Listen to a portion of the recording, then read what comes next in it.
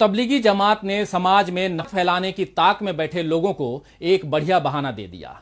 देश में जैसे जैसे कोरोना के मरीजों की संख्या बढ़ने लगी, वैसे वैसे तबलीगी जमात का कोरोना कनेक्शन साबित करने की कोशिशें बढ़ गईं। सबसे ज्यादा दुख इस बात की है कि इस काम में सरकार भी पीछे नहीं रही। सरकार की ओर से कोरोना के मरीजों का जो आंकड़ा दिया जा रहा है, उसमें भी अलग से बताया जा रहा है कि इनमें तबलीगी जमात के मरीजों की संख्या कितनी है। मरीजों को बच्चों, बूढ़ों, जवानों की कैटेगरी में बांटना या पुरुष या महिला की कैटेगरी में अलग करके बताना तो समझ में आता है, लेकिन मरीजों का धर्म के आधार पर वर्गीकरण करना निहायत गलत अप्रोच है। जब कितने ब्राह्मण या कितने क्षत्रिय या कितने जैन, कितने बौद्ध, कितने सिख मरीज हैं, इसकी गिनती नहीं रखी जा रही है, तो फिर तबलीगी जमात के कितने मरीज हैं, इसे बताने के पीछे क्या मंशा है? क्या इस तरह महामारी का सांप्रदायिकरण नहीं हो रहा है? कुछ दिन पहले जब केंद्रीय स्वास्थ्य मंत्रालय की ओर से देश में कोरोना पीड़ितों की कुल संख्या बताई गई, तो उसमें अलग से ये बताया गया कि इसमें तबलीगी जमात से जुड़े लोगों की संख्या कितनी है। जबकि केंद्रीय स्वास्थ्य मंत्रालय की ही एडवाइजरी है कि तमाम एहतियात बरतने के बावजूद अगर कोई संक्रमित हो जाता है तो ये उसकी गलती नहीं है। मरीज और उसके परिवार को ऐसे समय में सहयोग और मदद की जरूरत होती है। इसी तरह WHO ने सभी देशों की सरकारों से अपील की है कि कोरोना के मरीजों को लेकर राजनीति न की जाए और उन्हें धर्म के आधार पर न बांटा जाए। निजामुद्दीन मरकज का मामला सामने आने के बाद जब कोरोना के पॉजिटिव मामले तेजी से बढ़े थे, तो इसके बाद से दिल्ली सरकार के हेल्थ बुलेटिन में मरकज से जुड़े मामलों की संख्या अलग से बताई जाती है, जिस पर दिल्ली अल्पसंख्यक आयोग के अध्यक्ष डॉक्टर जफरुल इस्लाम खान ने चिंता जताते हुए केजरीवाल सरकार को पत्र लिखकर अपील की कि संप्रदाय के आधार पर बनाए गए अलग कॉलम को जल्द से जल्द हटाया जाए, क्योंकि इससे इस्लामोफोबिया के एजेंडे को बढ़ावा मिल रहा है। खत में आगे लिखा गया है कि मरकज वालों का आंकड़ा अलग लिखने की वजह से देश के कई हिस्सों में मुसलमानों पर हमले हो रहे हैं। जब सरकार को WHO की अपील की परवाह नहीं है या भारत की अनेकता में एकता वाली संस्कृति का लिहाज नहीं है, तो भला इस देश का मीडिया धर्म के नाम पर अलगाव का झंडा बुलंद करने में पीछे क्यों रहे? तबलीगी जमात की आड़ में कोरोना के लिए मुसलमानों को गलत तरीके से जिम्मेदार ठहराने में मेन स्ट्रीम मीडिया और सोशल मीडिया में कई खबरें भड़काऊ हेडिंग्स के साथ पेश की गईं और कई फर्जी खबरें छापी गईं, दिखाई गईं। महामारी के वक्त जब देश में स्वास्थ्य सुविधाओं, मजदूरों की हालत, आर्थिक मंदी और तालाबंदी के दौरान हो रही दिक्कतों पर चर्चा होनी चाहिए, तो ऐसे वक्त में टीवी के प्राइम टाइम में हिंदू मुस्लिम एजेंडा लौट आया है। बीते कुछ दिनों में तबलीगी जमात के नाम पर कई फेक न्यूज सो कॉल्ड प्रतिष्ठित मीडिया संस्थानों में चलाई गईं और बार बार पुलिस प्रशासन को इसका खंडन करना पड़ा। ANI के यूपी ट्विटर हैंडल ने नोएडा के DCP संकल्प शर्मा के हवाले से लिखा, नोएडा सेक्टर 5 हरौला में रहने वाले जिन लोगों को क्वारंटीन किया गया है, उनका संपर्क तबलीगी जमात से था। न्यूज 18 इंडिया के एंकर अमीश देवगन ने इसे रीट्वीट करते हुए लिखा, जमात ने कुछ भी नहीं छोड़ा, आर पार इसे समझने में आपकी मदद करेगा। लेकिन ये खबर गलत पाई गई, क्योंकि जिन्हें क्वारंटीन किया गया वे सेक्टर 8 की झुग्गी झोपड़ी में रहने वाले थे और इनका जमात से कोई लेना देना नहीं था। इसी तरह जी न्यूज ने दावा किया था कि फिरोजाबाद में तबलीगी जमात के कुछ सदस्य जो कोरोना पॉजिटिव थे, उन्होंने मेडिकल टीम पर पथराव किया। इस खबर के सामने आने के बाद फिरोजाबाद पुलिस ने ट्विटर पर इसे झुठलाते हुए लिखा कि ऐसी कोई घटना नहीं घटी है। इलाहाबाद से आई हत्या की एक खबर को तबलीगी जमात से जोड़ने की कोशिश की गई। न्यूज एंकर दीपक चौरसिया ने अपनी एक टिप्पणी में ये बात कही थी, जिसे प्रयागराज पुलिस ने रिट्वीट करते हुए साफ किया कि इस घटना का तबलीगी जमात से कोई संबंध नहीं है। हाल ही में अरुणाचल प्रदेश के बारे में जी न्यूज ने खबर चलाई कि वहां 11 जमात सदस्य मिले हैं जो कोरोना संक्रमित हैं, जबकि वहां केवल 1 मरीज है। इस न्यूज का जब खंडन आ गया तो जी न्यूज ने इसे मानवीय भूल बताकर खेद जतला लिया। आपको याद होगा कि कोरोना के फैलने के कुछ दिनों पहले ही उत्तर पूर्वी दिल्ली दंगों का शिकार हुई थी, इसीलिए अभी अधिक सावधानी बरतने की जरूरत थी। लेकिन जैसे शेर के मुंह को खून का स्वाद लग जाए तो फिर वो आदमखोर बन जाता है। कुछ ऐसा ही हाल देश के कुछ अति राष्ट्रवादी पत्रकारों और खास मकसद के लिए गठित IT सेल का है। इन्हें तब तक चैन नहीं आता जब तक इनकी वजह से देश में नफरत न बढ़ जाए और उस नफरत का शिकार कुछ मासूम लोग न हो जाएं। मेन स्ट्रीम मीडिया के साथ साथ सोशल मीडिया पर भी तबलीगी जमात के नाम पर खूब सांप्रदायिक जहर फैलाया जा रहा है। बीते दिनों सोशल मीडिया पर एक पोस्ट वायरल हुई, जिसमें सुरक्षा कर्मियों से घिरे 2 लोग दिख रहे हैं। साथ ही बरामद किए गए नकली सैनिटाइजर्स और उन्हें बनाने में इस्तेमाल कच्चा माल और मशीनें भी नजर आ रही हैं। वायरल हो रही इस पोस्ट में कहा गया है कि ये बरामदगी भारत में हुई है और ये गलत काम करने वाले लोग मुसलमान हैं।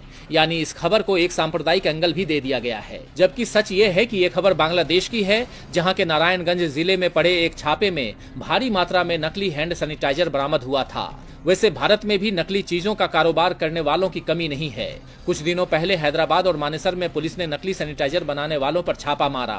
हैदराबाद में तो ये काम एक हिंदू का है, जबकि मानेसर के आरोपी के धर्म के बारे में कोई जानकारी नहीं है।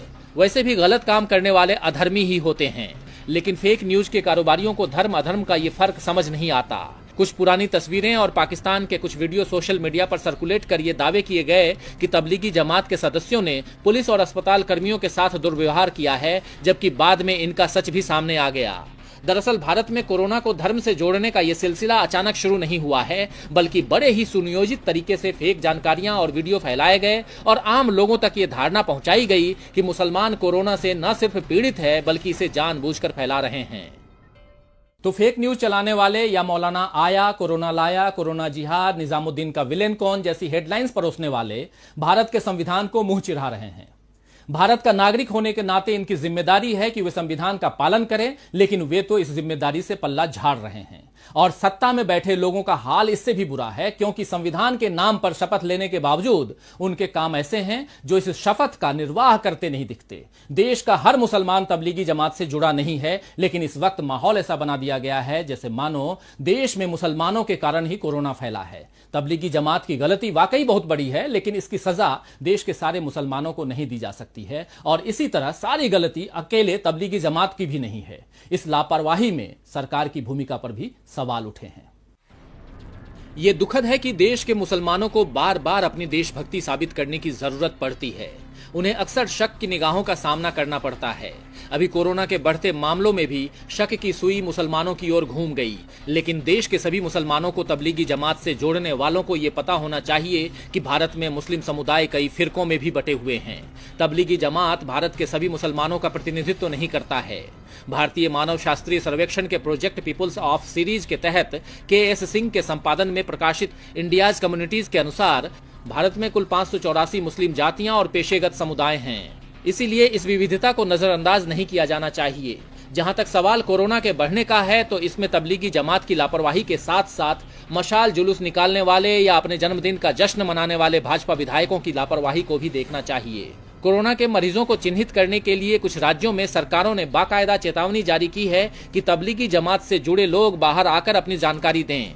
लेकिन क्या ऐसी ही चेतावनी उन लोगों को दी गई जिन्होंने विदेश से आकर 13वीं का भोज कराया या सपरिवार पिकनिक के लिए चले गए? गाजियाबाद के बीजेपी सांसद और पूर्व केंद्रीय मंत्री जनरल वी.के. सिंह ने तो बीते दिनों यहां तक कह दिया कि गाजियाबाद में तबलीगी जमात के लोगों की वजह से मामलों में बढ़ोतरी हुई है।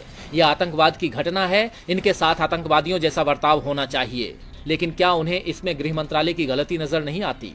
महाराष्ट्र के गृह मंत्री अनिल देशमुख ने पूछा है कि कोरोना वायरस के प्रसार के लिए क्या अमित शाह के नेतृत्व वाले केंद्रीय गृह मंत्रालय को जिम्मेदार नहीं ठहराया जाना चाहिए? दिल्ली में तबलीगी मरकज के बिल्कुल नजदीक निजामुद्दीन थाना है, इसके बावजूद उन्होंने इसे क्यों नहीं रोका? क्या इसके लिए केंद्रीय गृह मंत्रालय जिम्मेदार नहीं है? यह सही है कि तबलीगी जमात में लोगों के जमा होने और फिर देश के अलग अलग हिस्सों में चले जाने से कोरोना का प्रसार बढ़ा, लेकिन इसके लिए देश के सभी मुसलमानों को जिम्मेदार ठहराना सरासर नाइंसाफी है।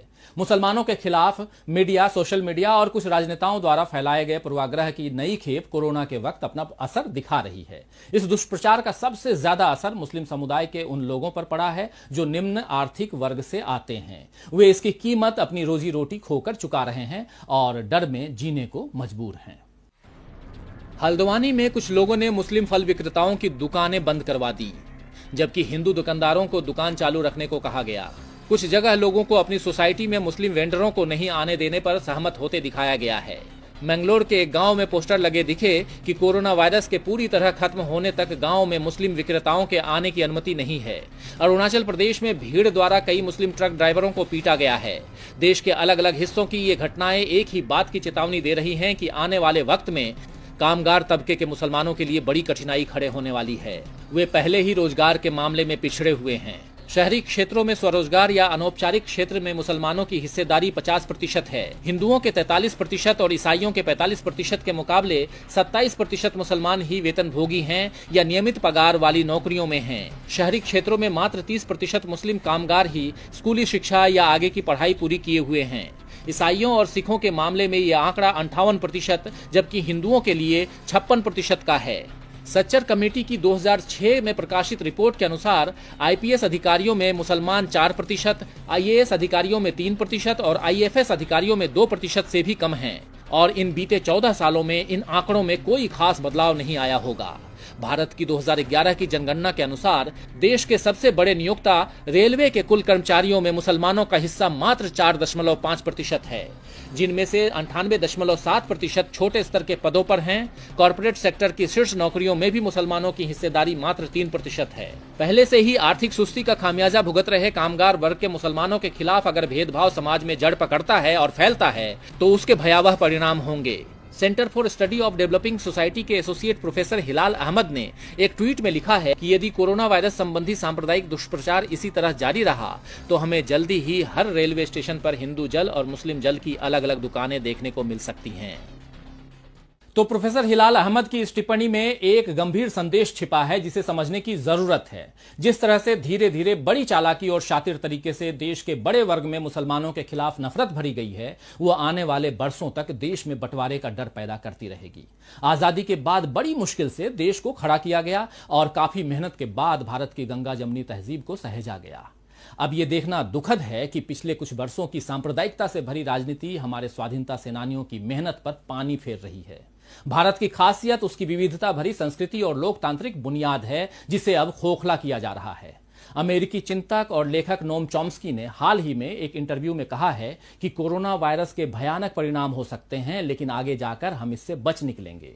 मगर न्यूक्लियर वार का बढ़ता खतरा, ग्लोबल वार्मिंग और जर्जर होता लोकतंत्र, मानव इतिहास के ये 3 ऐसे बड़े खतरे हैं जिनसे निपटा नहीं गया तो ये हमें बर्बाद कर देंगे। फिलहाल हिंदुस्तान उग्र राष्ट्रवाद के नारे लगाता इसी बर्बादी की ओर कदम उठा रहा है। खैर, महान शायर मिर्जा गालिब का एक शेर याद आता है, न था कुछ तो खुदा था, न था कुछ तो खुदा था, कुछ न होता तो खुदा होता, डुबोया मुझको होने ने, न होता मैं तो क्या होता। तो आज के लिए बस इतना ही। फिर मिलेंगे खबरों के नए आईने के साथ। तब तक देखते रहिए डीवी लाइव। नमस्कार।